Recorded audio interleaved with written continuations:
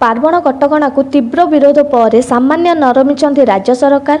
पार्वण समय माँ दुर्गा मूर्तिर उच्चता 4 फुट सह आबद्ध पूजा जारी थिबा गाइडलाइन को नहीं सामान्य कोहल मनोभाव पोषण करिसेंती।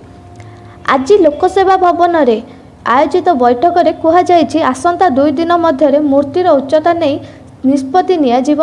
एहा बाद माँ को मृणयी मूर्ति को श्रद्धालु दर्शन पाइबे ना माँ आबद्ध भाव पूजा कराजिबे सेतबेलर कोरोना स्थिति अनुଯାयी निष्पत्ति नियाजिबो बोली कहुई।